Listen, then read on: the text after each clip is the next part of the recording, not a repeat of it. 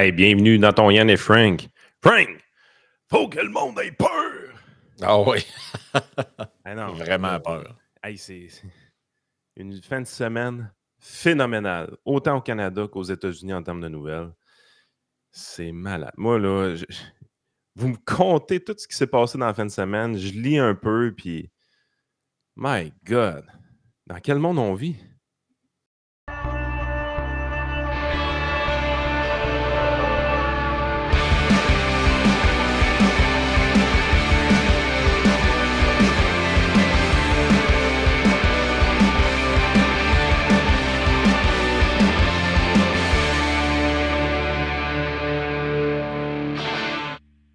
On va se le mettre pour la route quand même. Là. Pour que le monde ait peur!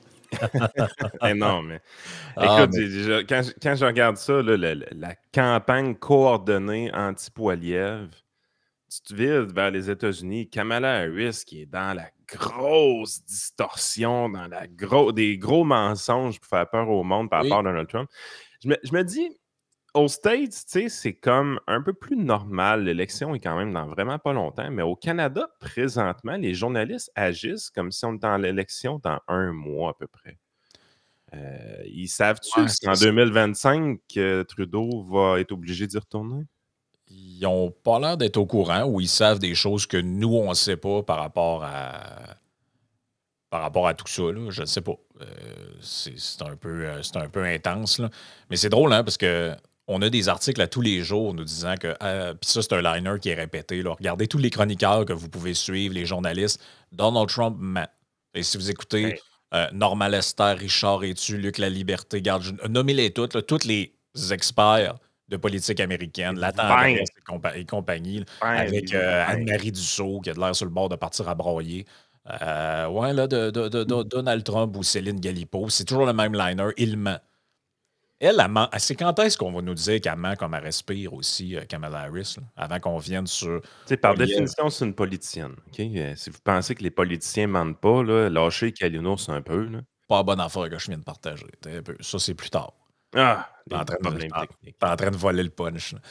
Non, c'est ça ici là, que je voulais partager.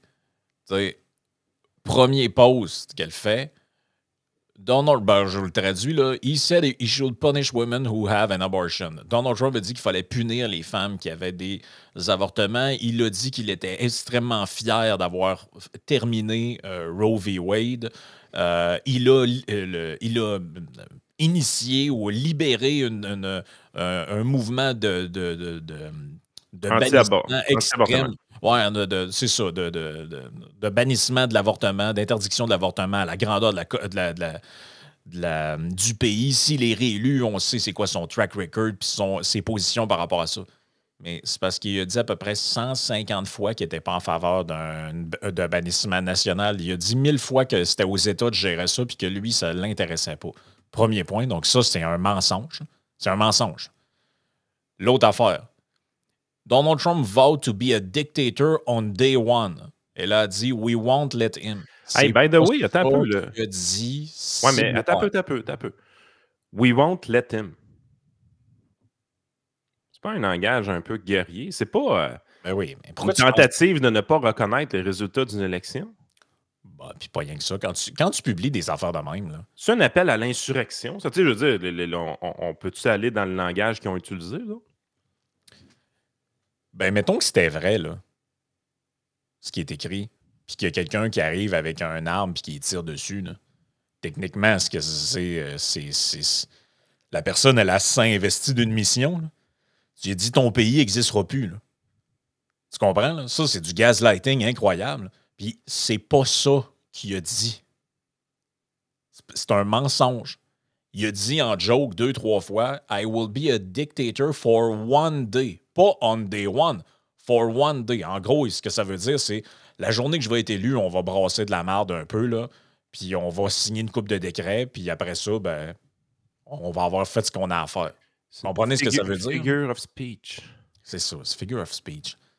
C'est comme quand je dis en joke, lisez-moi jamais, vous allez capoter. Je ne serais pas si pire que ça, là. Vous comprenez, là? C'est une façon de parler. Donc tout ça, c'est des mensonges. Et là, tu rajoutes à ça son colistier Tim Walz, qui dit en fin de semaine, j'ai l'extrême, c'est pas nécessaire nécessairement de l'entendre, c'est pas super bon. Là. Il dit en gros, si Trump est réélu, il va réactiver le travail des enfants, le Bon, child labor. Fait que là, dans la même fin de semaine, là, il va être un dictateur. Il va faire travailler les enfants. Puis, il va avoir des lois anti-avortement au niveau fédéral. 3 faussetés. 3 mensonges. 3 mensonges. Bang, bang, bang. Aucun article là-dessus. Mais non, ça, elle apporte la joie. Elle ment pas, elle, là. La joie? Ah oui, c'est de la joie, ça? Ça a l'air qu'elle est joyeuse. Moi, ce que je vois, Ah c'est ouais? une gang d'enragés, mais ça a l'air qu'elle est joyeuse. Écoute, en fin de semaine, elle pratiquait ses accents aussi. Je sais pas si tu as vu ça. Là. Elle a fait comme elle est allée à 2 places différentes. Elle est allée à Détroit, je pense, puis je vais te redire ça. Pittsburgh, l'autre, je pense. Ouais, c'est ça. Puis quand elle est dans les 2 places, tu vois qu'elle n'a pas la même façon de parler. C'est un peu spécial, pareil. Là. Elle pratique ses accents. Fait que, ouais, c'est ça. C'est Pittsburgh puis Détroit. À 5 heures, 5 heures de différence l'une de l'autre. Quand même drôle, pareil. Là. On peut regarder ça 2 secondes. Je l'ai ici. Donc, Kamala Harris. Donc, ça, ici, c'est sa première intervention. You better thank a union member for the 5-day work week. You better thank a union member for sick leave. You better thank a union member for paid leave. You better thank a union member for vacation time. You better thank a... Donc, ça, c'est à Détroit. Thank unions for sick leave. Thank unions for paid family leave. Thank unions for your vacation time. Et à Détroit, c'est genre You better think a member. C'est comme, voyons, c'est quoi cet accent-là? Ben, c'est son trademark. Ben, à chaque écoute, fois qu'elle va quelque part, elle fake de cette place-là, je sais pas trop. Mais moi, ça me fascine. Les gens pensent que j'exagère quand je dis ça, mais c'est Justin Trudeau. Non, c'est Justin Trudeau. C'est réellement Justin Trudeau qui essaie de se faire élire aux États-Unis. Là. Vous en rendez pas compte, là, il est déguisé, là. Mais il l'a déjà fait de toute façon, ça fait que c'est crédible. Mais c'est Justin Trudeau qui essaie de devenir le président des États-Unis. Ben, c'est juste que elle, ses déguisements sont plus subtils. Un peu plus subtils. Mais je veux dire, c'est les mêmes tactiques, les mêmes méthodes. C'est. Hey, rappelez-vous, le Sonny Waze, les selfies, il faisait pas d'entrevue, on le voyait à nulle part. Il était faible en débat. Mais non, c'est ça. La grosse campagne de peur anticonservatrice, boostée par les médias, je veux dire, les Américains sont en train de vivre leur moment Justin Trudeau qu'on a vécu en 2015. Ce qui est chiant pour les Américains, je ne veux pas être plate, mais vous allez te pogner avec pendant 8 ans. Là. Ah oui, ben oui, c'est clair qu'ils vont être pognés avec pendant 8 ans. Et là. On l'a eu pendant 10. Là. Oui. Et là, en fin de semaine, c'était, revenons dans le contexte canadien-québécois. Là, c'est pas compliqué. La machine de la presse en général, quand je dis la presse au sens large, là, c'est la presse, mais tous les autres médias. Là, c'est Pierre Poilievre, ça marche pas. Là, la machine est partie. Je ne sais pas c'est quoi l'objectif en arrière de ça. C'est probablement de pomper le Bloc québécois dans le cas de Québécois. Dans le cas de la presse, je ne sais pas, essayer de sauver ce qui peut être resté pour Trudeau. En fait, c'est que le cri de ralliement a été fait par Michel C. Auger. Ça a été partagé par Chantal Hébert. Puis les journalistes, aussi idiots soient-ils, ont vu que tu pouvais avoir beaucoup de clics avec un article du genre. Ah ouais, ben oui, il y a ça aussi. Là. Fait que là, ils se sont tous mis à écrire le même article. Toute la gang. Donc là, c'est ça. En fin de semaine, là, dans la même fin de semaine, on a Michel C. Auger qui nous publie il y a 2 jours, donc samedi, le problème québécois de Pierre Poilievre. On a aussi En gros, là, le résumé de l'article, c'est que les madames, là, ils n'aiment pas ça, la chicane. Puis c'est à cause de ça que Poilievre, il n'a pas autant de succès au Québec qu'ailleurs au Canada. Ça veut dire que les madames canadiennes, là, anglaises, là, eux autres, ils aiment ça, la chicane. Oui, c'est ça. Ensuite, on a les grands dossiers. Ça, j'imagine, c'est comme Blanchet-Gravel avec les grands enjeux. Là. Donc, le mystère Poilievre. Le chef conservateur monte-t-il ses vraies couleurs? Donc, ça, c'est un ensemble de plein de textes publiés tout en fin de semaine dans le Journal de Montréal. On a là-dedans... C'est c'est une genre de collection d'humeurs, là. Donc, Parti conservateur, le chef Pierre Poilievre montre-t-il ses vraies couleurs? Et là, quand tu descends en bas, on te suggère d'autres articles du même dossier. On voit des photos de lui dans le temps qu'il était au secondaire. Tu sais, il était-tu bon à l'école? Ça, qui est le vrai Pierre Poilievre? Là, il y a une photo de lui avec un gars qui a un chandail écrit Straight Pride dessus. Donc, lui, dans le fond, il doit être homophobe. Ah oui, c'est ça. Poursuivez votre lecture. On a un deuxième article qui s'appelle Attention à l'arrogance. Donc, deuxième article du grand dossier. Troisième article, un original ou un Trump 2.0. Quatrième article, ses adversaires le torpillent, avec le témoignage de l'excellent Alexandre Boulris. Ensuite, on a un autre article qui s'appelle Il rêve d'être PM depuis 25 ans. Ensuite, on a un autre article qui s'appelle Que pense-t-il vraiment? Ensuite, un autre article qui s'appelle Qu'attend sa base de lui? Ensuite, on a un autre article qui s'appelle Adoré ou détesté par les lecteurs. Et ce matin, on a rajouté la dernière boule sur le cornet, José Legault, qui écrit l'énigme Poilievre. José est tout le temps un peu en retard, elle. Elle n'est jamais dans la gang. Mais là, quand elle se rend compte que le gangbang se fait avec toutes les autres, elle dit « Moi aussi, moi aussi, moi aussi. » Oui. Mais c'est drôle hein, que... Comment je dirais ça? C'est eux, en fait, qui... Chris, l'énigme, c'est vous. C'est grotesque. L'énigme, là, c'est vous autres, Chris. Il n'y a pas d'énigme, Poilievre. Il y a un gouvernement Trudeau usé à la corde. Il y a une alternance de pouvoir. Il y a un gars qui s'appelle Pierre Poilievre qui est chef des conservateurs. Ça sera un gars de centre dans la moitié des pays de la Terre. C'est tout, là. L'énigme, là, il y a juste vous autres qui rotez le ballonné.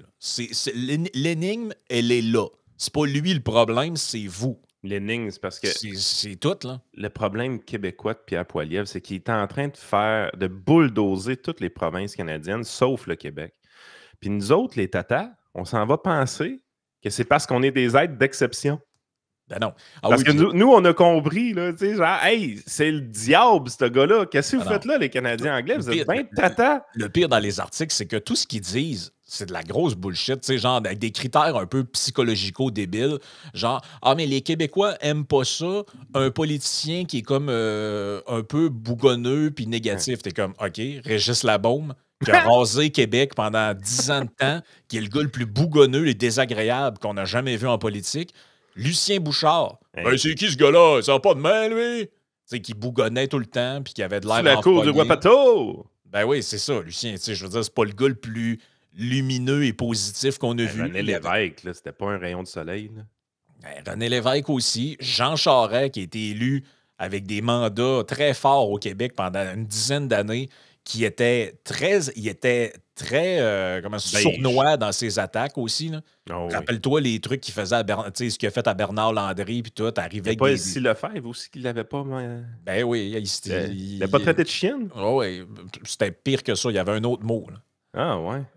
Mais je me rabaisserai jamais à faire ça, Elsie. Sérieusement, c'est bien trop une bonne fille pour ça. T'avais pas Thomas Mulcair aussi, qui s'est beaucoup aimé au Québec. Il avait traité un autre député de vieille plotte. Oui, je cherchais ça sur Internet. Régis Labaume, il avait promis de sacrer une volée à José Werner. Ben oui.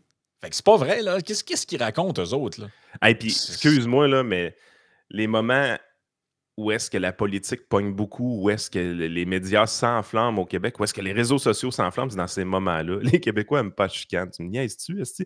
On s'estime encore sur le but d'Alain Côté. Man! Alors, ça fait quoi, 50 ans de ça, là? Les 9 fois où les politiciens se sont insultés au Québec. Allons-y. En 2021, Legault qui traite Gabriel Nadeau-Dubois de woke. Qu'est-ce qu'on a aussi là-dedans? Les Québécois adorent le chicane. Gaétan Barrette. Hey, Gaétan Barrette. C'est un qui n'a pas de leçon à donner à Pierre Poilievre, c'est toujours bien lui. Là. Gaétan Barrette qui avait imité une poule en parlant d'Agnès Maltais.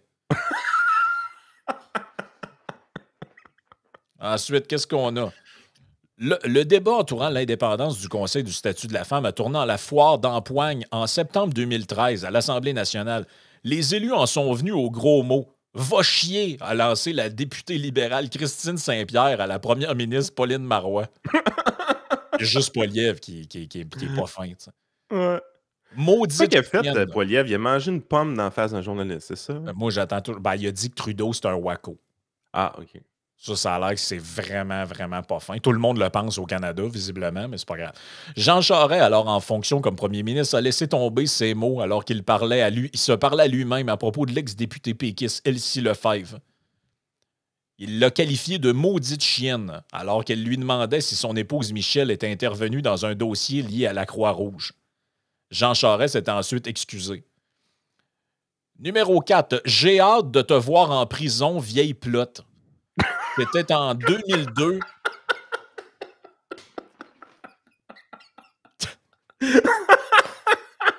Thomas Mulcair, alors député libéral du Québec, avait lancé cette succulente réplique à un ancien député péquiste devenu lobbyiste, Yves Duhem. Ce n'est pas la conversation la plus édifiante que j'ai eue de ma vie, avait plus tard commenté le futur chef du NPD.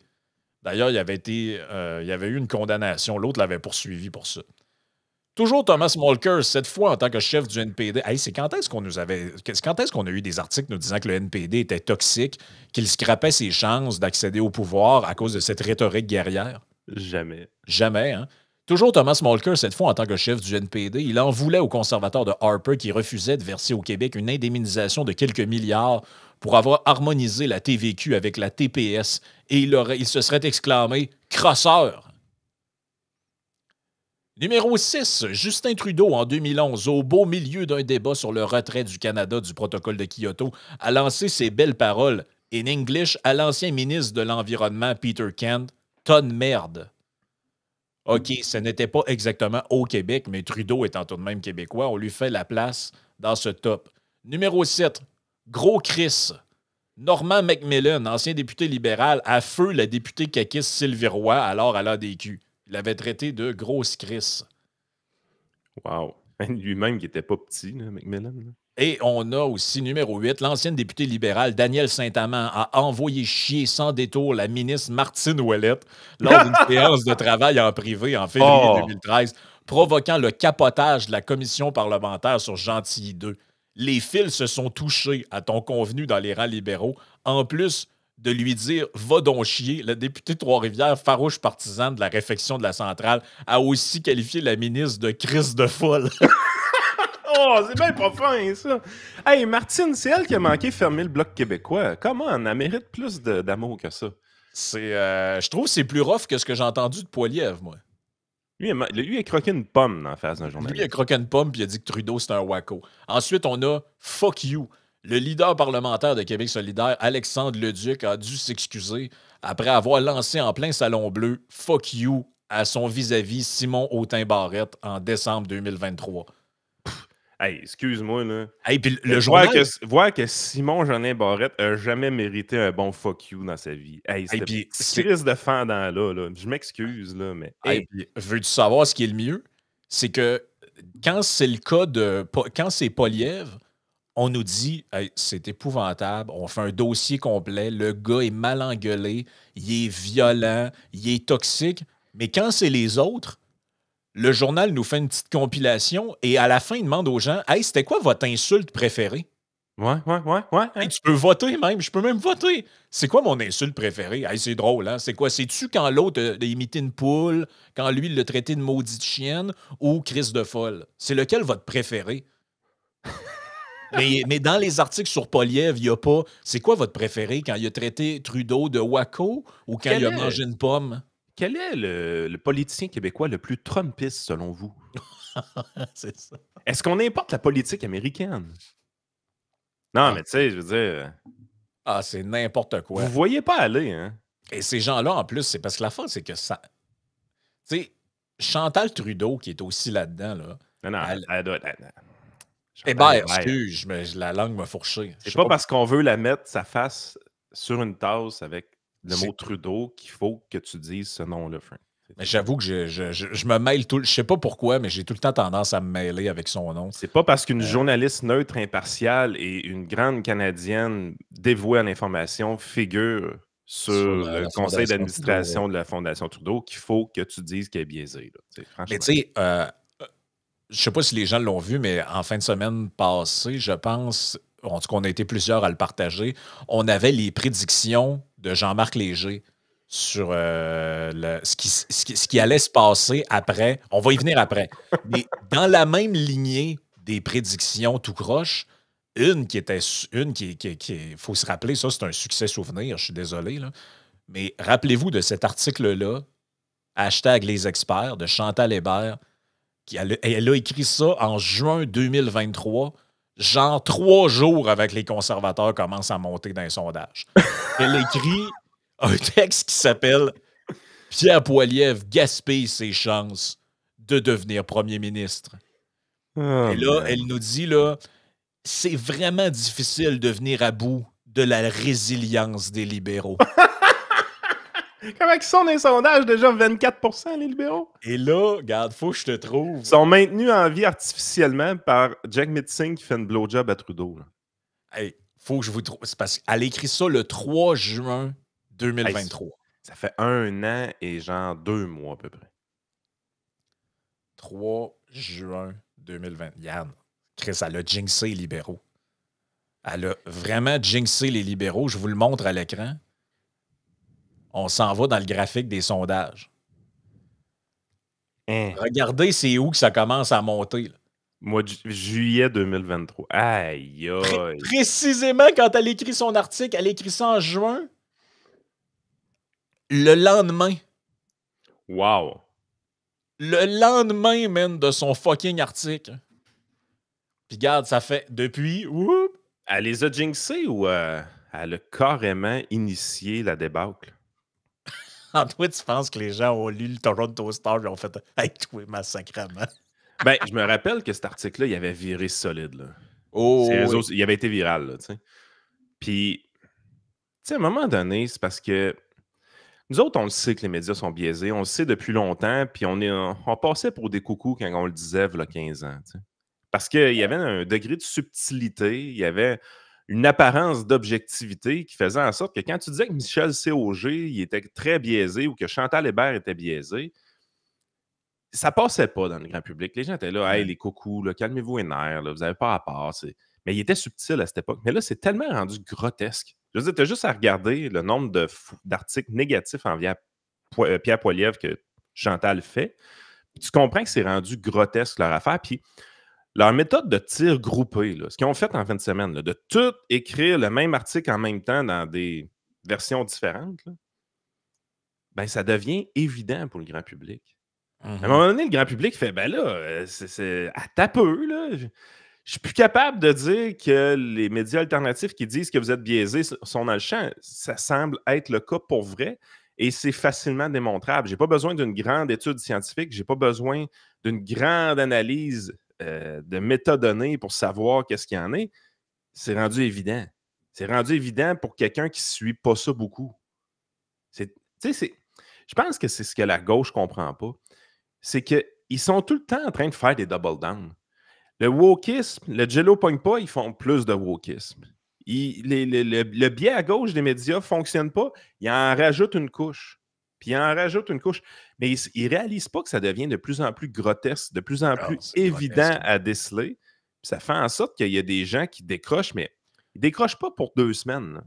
Ils décrochent à jamais. Là. Le paragraphe que je vais vous lire là, vous allez capoter. Là. Quand je vous dis que c'est du n'importe quoi, puis c'est une opération de salissage, je suis dans le texte du grand dossier. Le texte qui s'appelle « Pierre Poilievre, un original ou un Trump 2.0 ». Le dernier paragraphe. « Élite ou pas ». Pierre Poilievre critique les élites, malgré un confortable salaire de député qu'il reçoit depuis 20 ans. Ben oui, en politique. C'est le premier politicien qui fait de la politique. Là. On a juste vous rappeler que les deux alternatives, là. Justin Trudeau est un héritier. Oh, il est en politique depuis combien de temps, lui, Justin Trudeau? Ça fait bien 20 ans, certains aussi. Là. Mais tu sais, c'est un solide héritier. Là. Il a hérité d'une dizaine de millions de dollars de son père. Oui, puis l'autre, c'est un enfant adopté de parents de classe moyenne. Jack Mitt, ça? Non, Poliev. Ouais, mais Jack Mitt, ça, c'est l'autre affaire aussi. Jack Mitt nage dans l'argent et tout. Là. Ouais, Mr. Rolex. Et là, Hey, écoute, arrêtez, un peu. là. C'est pas la pire phrase. Wait, there's more. Il lance aux entreprises de laisser tomber leurs lobbyistes, mais sa garde rapprochée en est composée. OK? Et là, écoute bien la dernière phrase, c'est C'est pas le frère de Jack Mitt Singh qui est un lobbyiste aussi? Probablement. Puis l'autre, c'est quasiment un agent chinois. Là. On reviendra pas là-dessus, là, mais...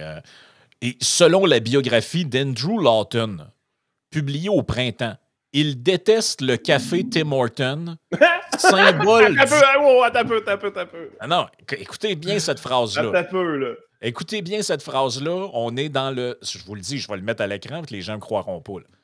Ça, c'est hashtag les experts. Là. Donc, je le mets ici à l'écran. Regardez bien ça ici. Et selon la biographie d'Andrew Lawton, publiée au printemps, il déteste le café Tim Hortons, symbole du Canadien de la classe moyenne. Hey, là, attends un peu. Là, faut pas élire Pierre Poilievre parce qu'il aime pas le Tim Hortons. Mais ça, tu penses que ça vise qui, ce genre de phrase-là? Qui est assis au Tim Hortons en train de lire le journal? By the way, il y a du monde qui aime pas le café du Tim, ça n'a pas rapport avec les classes sociales. C'est quoi vous parlez, esti? Mais là, Frank, là, ils sont rendus là. Ils sont rendus là, ils n'aiment pas le café du Tim. C'est qui le tata qui a pensé à ça?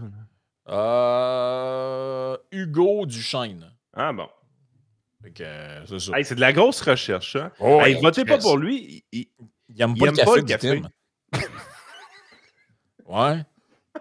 Chris, t'as été un dangereux, lui, là. Il aime pas le café du Tim Hortons. Dans quel monde de débile qu'on vit, man? Hey, puis c'est la conclusion du texte. Normalement, à la fin, tu gardes ton meilleur punch. C'est de même qui finit. En passant, il aime pas le café de Tim Hortons. Je sais pas quoi te dire, là. OK. Non, mais c'est donc ben cringe. Ah non, man, c'est une opération de... Tu sais, puis c'est tout le temps les mêmes niaiseries. Tout le temps les mêmes affaires. Michel C.O.G., son texte aussi, c'est du n'importe quoi.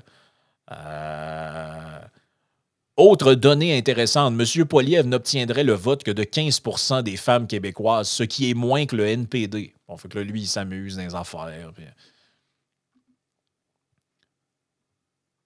Les questions que soulève M. Poilievre sur l'immigration massive, c'est quand est-ce que Poilievre a parlé de ça?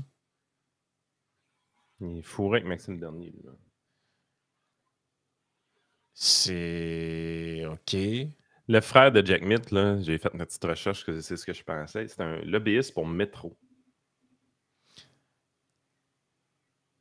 Hey, les Québécois sont allergiques au style Poilievre, celui de l'intimidation, des insultes et d'un sentiment qu'il n'a jamais rencontré, une chicane à laquelle il n'a pas voulu se mêler. Hey, fait que là, toute la grosse analyse du truc là, se résume à le fameux cliché selon lequel les Québécois n'aiment pas la chicane. Puis Yves-François Blanchette, lui, il n'aime pas sa chicane. Il n'en starte jamais. Non. Ça n'a pas l'air. Écoute, c'est... on est rendu à combien d'épisodes qu'on a fait, toi puis moi, qui est pour tourner au ridicule cet esprit de bottine-là des journalistes du Québec? Ben, écoute, c'est parce que c'est tellement ridicule que... Parce que c'est pas juste les chroniqueurs, là, c'est des vrais journalistes. Et un peu plus, puis JA participait à l'enquête. Là. Ah oui, il y avait l'hélicoptère de TVA en haut de la maison à Poilievre, puis... Regardez, il passe devant le Tim Hortons et n'arrête pas. Il arrête au McDo chercher son café. Il méprise le peuple canadien.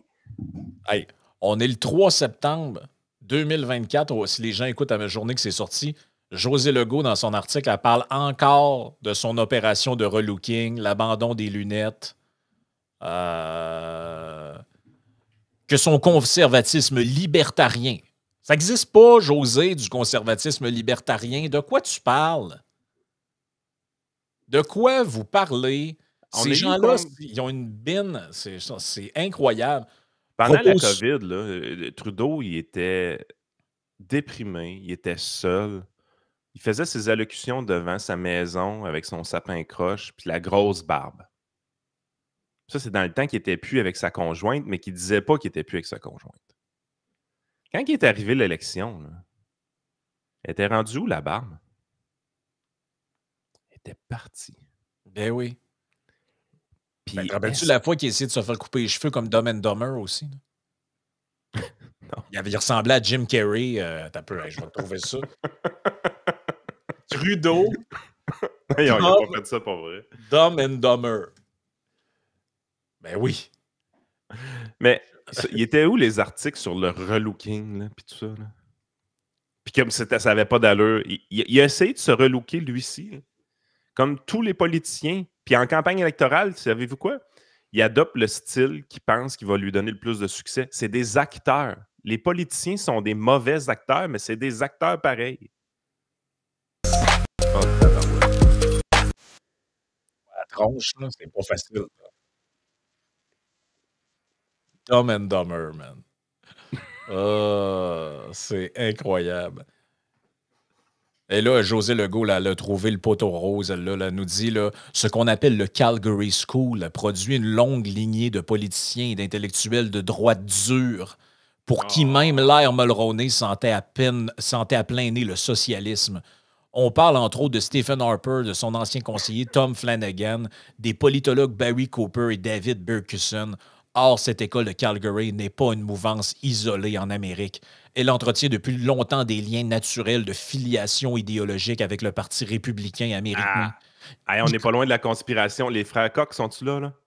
Y compris, sauf pour son fiel xénophobe et anti-libre-choix sous sa mouture trumpienne. Forcé d'ailleurs de constater certaines grandes similarités entre la recette Trump et celle de Poilievre. Tous les deux sont populistes. Ils sont friands de slogans simples et répétitifs. Ils préfèrent l'insulte et la diabolisation des adversaires au débat plus civilisé. Attends un peu. Rewind. On peut-tu retourner au début du show où est-ce qu'on montrait Kamala Harris et la diabolisation qu'elle faisait de Donald Trump? C'est juste la droite populiste qui fait ça?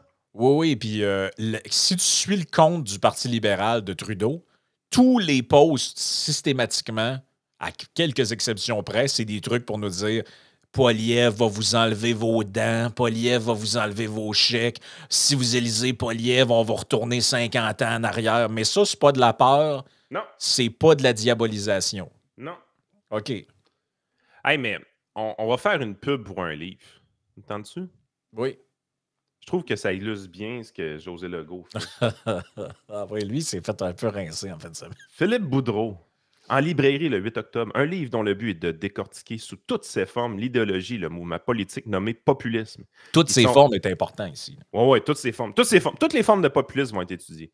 Ils sont étudiés, entre autres, ces facettes linguistiques, sociales et politiques, les différentes définitions de populisme. Les 1000 visages du populisme. Somme toute, le devoir. Puis là, il y a plein de gens qui participent à ça. Qu'est-ce qu'on a sur l'image? Trump, une flûte, des rats. Des rats, OK. Des rats. Vous pouvez être sûr que le populisme de gauche a été vraiment bien étudié dans ce livre-là. Ouais, je vous conseille de l'acheter là, pour comprendre comment Gabriel Nadeau-Dubois est populiste quand il attaque les autres. Moi, il ne m'a pas répondu, M. Boudreau, mais je l'ai interpellé. J'ai dit, est-ce qu'il y a un chapitre sur comment le populisme promet des lunchs et des cahiers Canada gratuits à vos enfants? Ouais. Toi, tu lui as demandé, c'était quoi? Est-ce que tu lui as demandé? Tu as demandé s'il y avait un chapitre sur les leaders de gauche qui disaient que l'inflation, c'était à cause des épiceries. Ouais. Mais ça, non, je pense pas qu'il va en avoir, non. Mais tu sais, pour vrai, Je les déteste tellement. Ouais. Je sais pas si les gens comprennent le point là, fondamental qu'on essaie de faire. C'est que c'est normal qu'il y ait un article ou deux qui est négatif à l'égard de Poilievre, avec les points qui sont soulevés là-dedans, là, à tort ou à raison.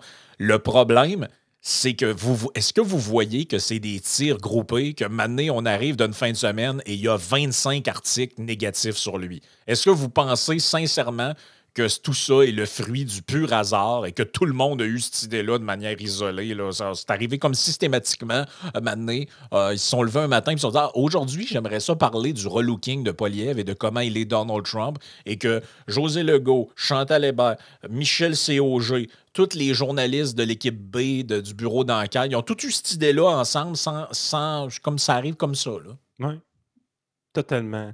Puis, tu sais, je veux dire, il n'y a aucune cohérence idéologique dans les affaires. Aucune. Mais non, l'histoire du relooking, c'est comme tu disais, c'est arrivé à Trudeau avec sa barbe, c'est arrivé avec Legault avec ses lunettes, ils ont teindu les cheveux à Jean-François Lisée, ils ont même essayé, comme me disait Maurice, ils ont même essayé dans le temps de défriser Jean Charest. Écoute, on dit qu'il y a des proches de Poilievre qui ont été des lobbyistes. Man, le frère de Jack Mitzing, c'est un lobbyiste pour Métro, sacrément. Ils ont fait venir le boss de l'Oblast en commission parlementaire. Pensez-y, là. Pensez-y 2 minutes, là. Ben oui. Ah non, c'est un Le scandale de Justin Trudeau avec SNC Lavalin puis toutes sortes de patentes. Oui. Hey, le gars va carrément sur des îles privées passer ses vacances. Puis ces îles-là appartiennent à du monde influent au Canada. Pensez-y 2 secondes. Ouais, mais il dit que tout le monde fait ça, Trudeau, quand on lui demande. Et là, même. Écoute, là, on va s'en aller sur Patreon pour parler de l'histoire de Musk avec le Brésil, puis qui est vraiment devenu un régime de cul. Là. Mais pour conclure la boucle, écoute, qui le journal, ben pas le journal, mais qui le TVA a décidé d'inviter? Magali Picard, parce qu'on a vraiment besoin de son opinion à elle sur Pierre Poilievre aussi. On me dit que vous regardez, vous craignez beaucoup Pierre Poilievre. Ah, écoutez, je suis terrorisée. Pourquoi? Allez-vous vous impliquer pendant la campagne? Ah, certainement. Certainement. Et vous savez... Pour un parti? Ou... Non, on fait plus ça. Puis ça, c'est quelque chose qui est fondamental à la FTQ. Mais on ne soutient plus de parti. Mais contre. Ben, pas contre. Moi, je vous dis, je pense que c'est dangereux de voter pour Pierre Poilievre. Magali Picard, président de la FTQ, merci d'avoir été avec nous. Ben, merci de l'invitation. Écoutez, moi, j'ai pas de leçon à vous donner, là, mais si ce genre de madame-là capote autant, là, ben vous savez ce que vous avez à faire. Vous savez ce que vous avez à faire. Elle, là, c'est l'équivalent de la madame avec le jacket vert.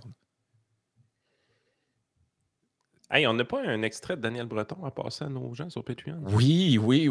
L'extrait oublié. Oui, l'extrait oublié, oui. Ah, ça va être bon, ça. Ah, que ça va être bon.